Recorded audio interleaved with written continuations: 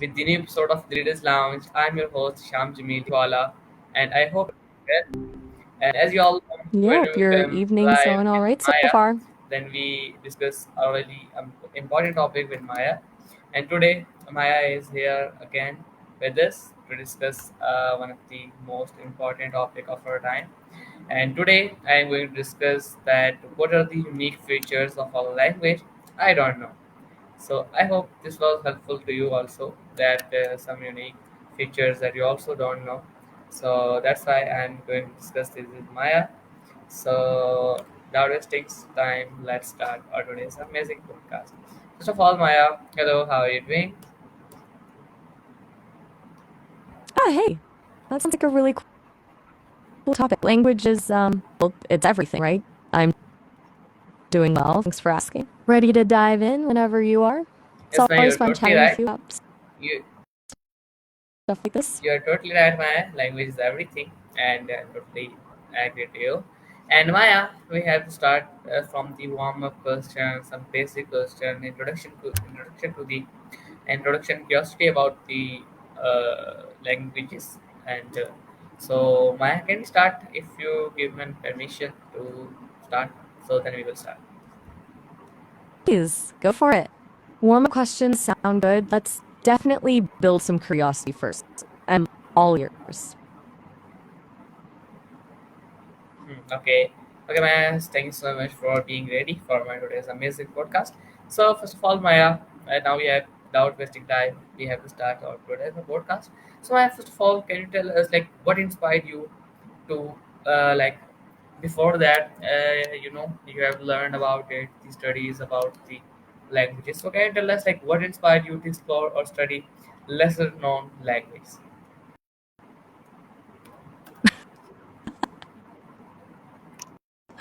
That's a good question. It wasn't so much a conscious to see lesser known languages specifically. It was more the sheer wonder of how different people built different ways to describe the same world.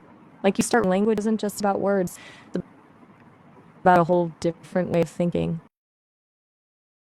And then the more I learned about the ones that hadn't gotten as much attention, felt like there were just so many hidden stories there. Does that make sense? Yes, Maya, that makes sense. So good to hear about it, and that's a nice answer. So, I can tell us that how did you first discover the language you're talking about? And can first of all, you have to name a language that most people don't know but find fascinating. Okay, that's just wrapped into one. Let's see. Language most people don't know, but it is fascinating. I'd have to say maybe Piraha. It's spoken by an indigenous group in Brazil. And how I discovered it? It was through a linguistics paper, actually. It's a really unique language because it has incredibly simple grammar. No recursion, no numbers, few color terms. It really challenged a lot of assumptions, what's universally necessary for communication. It kind of blew my mind, honestly. Have you heard of it? Yes, Maya, I have heard about it, but I'm not confirmed about it. So now, Maya, can tell us like uh, what made you curious about its unique features? Can you tell us about it? Gotcha. So you're asking what makes Piraha, well, unusual? Okay. The biggest thing is that it doesn't really have a concept of counting. They have words for one and many, but nothing in between, which sounds impossible, right? And they don't have a way to talk about things that happen in the distant past or will happen in the distant future. Everything is very present focused. Also, a lot of communication happens through humming, whistling, and imitation of sounds, not just spoken words. It basically suggests that language can be radically different than what we typically think of as normal. It's a really fascinating case study. It kind of throws all the rules out the window. Okay, that's nice, man. Thank you so much for breaking that down to help us to understand it easily. And I want to tell you something that please explain everything in detail because I want to discuss and I want to learn everything in clear and engaging ways. So please, you have to explain everything in explain detail so we can know it betterly and understand it easily. So, Maya, can you tell us like is the language still actively spoken today or not? That's a fair request. I'm happy to go into more detail. And yes, Piraha is still actively spoken, thankfully, but it's a fragile situation. There are only around 300 and 800 speakers left, and they're facing increasing pressure from the outside world. As more and more of the younger generation interact with Portuguese, the language will start to appear. It's a really good example of globalization can threaten linguistic diversity. There are efforts being made to document and preserve the language, but it's definitely in time. Does that answer your question? Yes, I think that was a good answer to my question and it was good explanation about my question. Now, can you tell us that what makes the sound system of this language make it unique?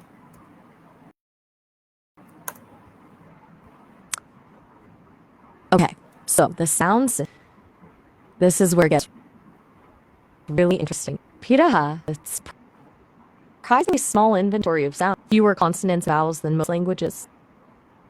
But what it lacks in quantity, it makes up for in complexity with tone and aspiration. And basically, the meaning of a word can change depending on the pitch when you say it, and whether or not you puff out a little air when pronouncing certain consonants.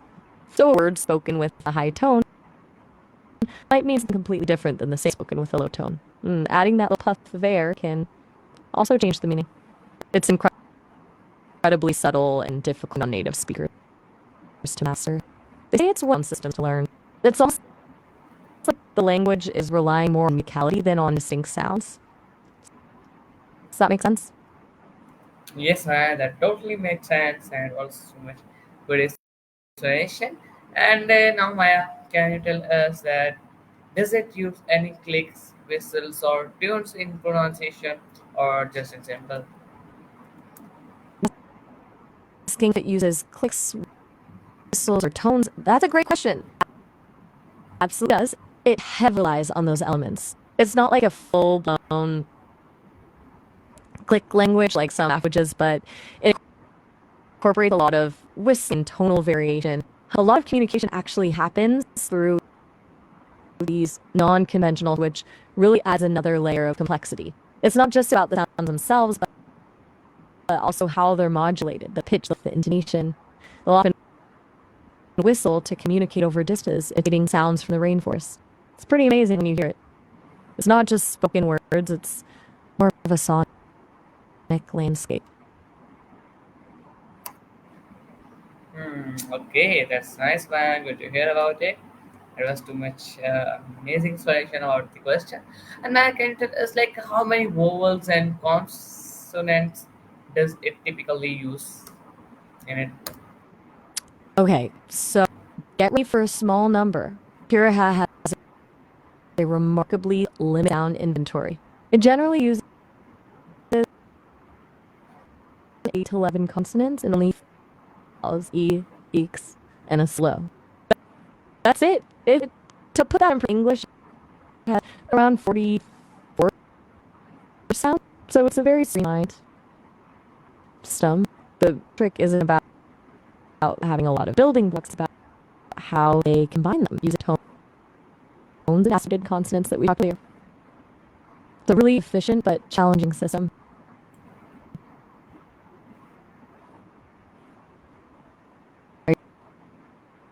Everything all right. Just wanted to check it. Sometimes the connection can be a little spotty. I'm with you. Just carefully understanding your answers. And Maya, can you tell us that is it is phonetic or the or are there silent letters? Oh, okay, you're processing. That's totally fair. It's a lot to take in. As they're silent letters, that's a really interesting question. It's not so much that they have letters in the way English does. It's more that the meaning shifts so much based on tone and aspiration that certain sounds might sear in the overall effect. It doesn't have a traditional writing, so the concept of a silent letter doesn't really apply in the same way. It's about the way sounds are combined and how those combinations meaning. It's more fluid than following strict rules about written letters. Does that help clarify? Yes, Maya, that clears us and clarify all the things that I want to clear. So, can you tell us that are words conjugated differently based on gender or class or not? Good question. This is when it comes to understanding how different languages work. And the answer is no. It doesn't really have conjugation in the way of it. It doesn't change verb on who is doing the action or when the action is happening or much of anything. Super simple in that regard. There are no gendered pronouns or verbs, no verb tenses. It just sort of is. It relies heavily on context, convey meaning, rather than grammatical markers. It really challenges our assumptions about what's essential for a language to function. It is remarkably straightforward in that. Okay, that's nice, Maya. Good to hear about it and learning from you about this topic. And Maya, can you tell us now we have to move forward to the vocabulary and expression. So, can you share a few beautiful or untranslatable words of it? All right, moving on to vocabulary. That's fun.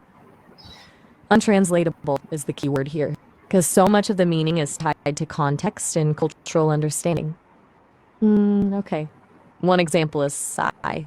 It doesn't have a direct English equivalent, but it roughly translates something like the state of being alive and aware, used to describe someone who's fully present and engaged with the world around them. Another is katatu, which refers to a specific kind of head throwing back movement, often used during storytelling. It's hard to grasp the nuance without seeing it. It's not just a physical action, it's tied to the cultural practice of oral tradition. And lastly, they don't really have a word for color, but they do have words for light and dark, more about how things reflect light rather than a specific color designation. They're really evocative, but so difficult to capture in another language. Do any of those strike you as particularly interesting? Yes, Maya. I think these all were interesting from my side. And now, Maya, can you tell us is there a specific word with multiple cultural languages or meanings?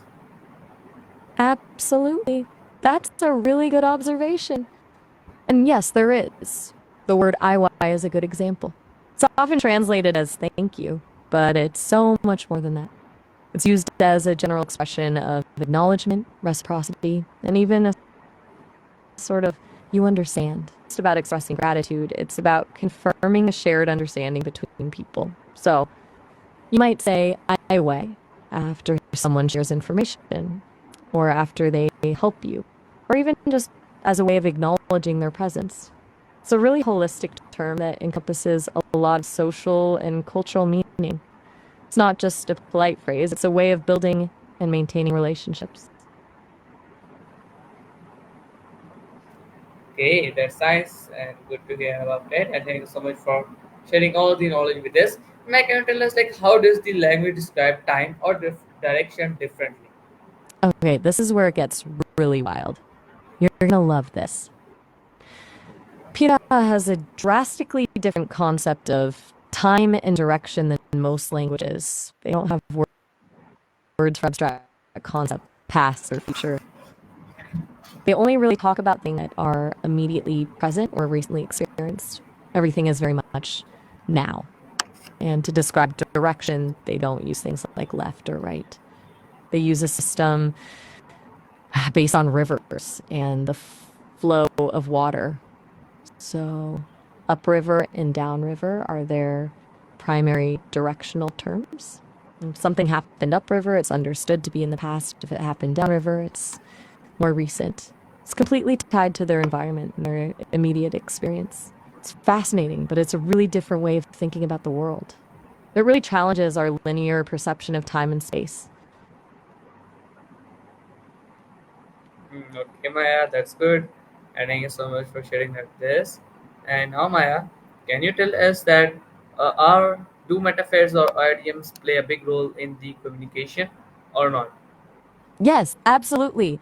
Metaphors and imagery are huge in Piraha communication. Because they have limited vocabulary and no abstract nouns, they rely heavily on direct experience and analogies to convey meaning. Often use comparisons to things in nature, animals, plants, the river, to describe abstract concepts or feelings. For example, they might describe someone who's being difficult as like a piranha. You get the idea. And storytelling is incredibly important. And those stories are filled with vivid imagery and metaphorical language. They're not trying to be literal, they're trying to create a shared understanding through relatable experiences. It's a very poetic and nuanced form of communication, even though it seems simple on the surface. It's less about saying exactly what you mean and more about evoking a feeling or a connection. Does that make sense? Yes, man, that totally makes sense. And now can you tell us like what cultural values or are embedded in the way people speak this language? That's a fantastic question. The Piraha culture deeply values direct experience, immediacy, and living in harmony with nature. And their language reflects all of that. The lack of abstract concepts, the focus on the present moment, the reliance on imagery. It's all about staying grounded in the concrete reality of the surroundings. They don't really value lengthy nations or complex narratives. They prefer direct, concise egalitarianism is also a strong value, and that's reflected in the lack of hierarchical structure in their language. No honorifics, no complex verb conjugations that would indicate social status. Everything are indirect. They prioritize practical knowledge and survival skills over abstract thought. Essentially, it isn't just a tool for communication, it's a reflection of their entire worldview and way of life. It's a totally interconnected system. Okay, that's nice. Good to hear about it. Totally good answer. And now, Maya, can you tell us like are songs and poetries are common in this language or not? Oh, absolutely. Songs and poetry are incredibly important to the Piraha. They don't have a written tradition, so their history, their beliefs, and their knowledge are all passed down through oral storytelling and song. These aren't like the structured songs we might think of. They're more like rhythmic recitations with a lot of improvisation. They often involve imitating sounds from nature, bird calls, animal noises, the sound of the river, and incorporating those sounds into the performance. The songs and stories are often linked to ceremonies and rituals and play a vital in like reinforcing their cultural values and maintaining their connection to the land. They aren't necessarily about telling a specific narrative, but more feeling or an atmosphere. It's really quite beautiful and mesmerizing, even for outsiders. It's a really vibrant and living. Hmm, okay, that's nice, Maya. It means it is a really good, uh, good, good uh, tradition. Sorry, I was forget. So I can tell us now that is the language at risk of disappearing or not? That's a really important question. Sadly, yes, the language is very much at risk of disappearing. There are estimated to be between 300 and 800 speakers left, and the number is declining. Increased contact with the outside world, particularly with Portuguese speakers, is putting a lot of pressure on the language. Generations are increasingly speaking Portuguese, and there's concern that the traditional knowledge and cultural practices associated with the language will be lost. There are efforts to document and revitalize the language, including creating teaching materials and working with the community to promote its use. but it's an uphill battle. It's a really poignant example of how globalization can threaten linguistic diversity. The situation where every speaker counts, and the loss of even one person is a loss for the world. Very urgent situation. Hmm, Hey, are okay, you still with nice. me? Maya. Just checking in. Yes, I am still with you. Sometimes. Just listening to your amazing answers. And now can you tell us that has this language influenced other languages or cultures or just solo? That's a great question. And honestly, the influence of Piraha on other languages is minimal. Because it's such a small, isolated community, it hasn't had much contact with other cultures or languages, hasn't spread and influenced others in the way, say, Spanish or English has. However, its influence on the field of linguistics has been huge. It's challenged a lot of long assumptions about how language works and what's universally necessary for communication. Researchers have studied it intensely, trying to understand its unique features and what they can tell us about the nature of language itself. So, while it hasn't impacted other languages directly, it's definitely had a significant impact on how linguists think about language. It's a kind of an outlier, a fascinating exception to the rule. Okay, that's great, Maya. Thank you so much for breaking that down. And Maya, can you tell us, like, are there any borrowed words in global English from it or not? That's a tricky one. No, there aren't any directly borrowed words from Piraha into any other widely spoken language, to my knowledge. But that's not surprising given the isolation of the language and the small number of speakers. It's more the concepts and questions it raises about language that have influenced the field of linguistics rather than specific words. Impact has been more theoretical than practical in terms of vocabulary, and it's a language that has contributed to the everyday lexicon of global language. It's a fascinating case study, but its direct influence is very limited. Hmm, okay, that's nice. And now Everything I all right? understand better. And yes, I everything all right. No need to take worry. And Maya, in last, can you teach us one phrase or greeting to remember about it?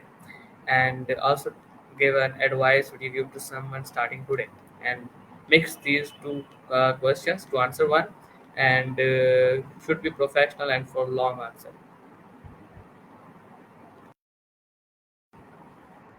That's a lovely way to wrap the phrase, greeting, and some advice combined. All right. A common greeting in Piraha, although it's less a greeting and more an acknowledgement of presence, is gato. It's a verse sound that can be used to acknowledge someone, to show you're listening, or simply to recognize their existence. It carries a feeling of connection and awareness. It doesn't translate easily, but it's essentially a way of saying, I see you, I hear you, I acknowledge you. And for advice to someone starting their day to day and tying out of Piraha,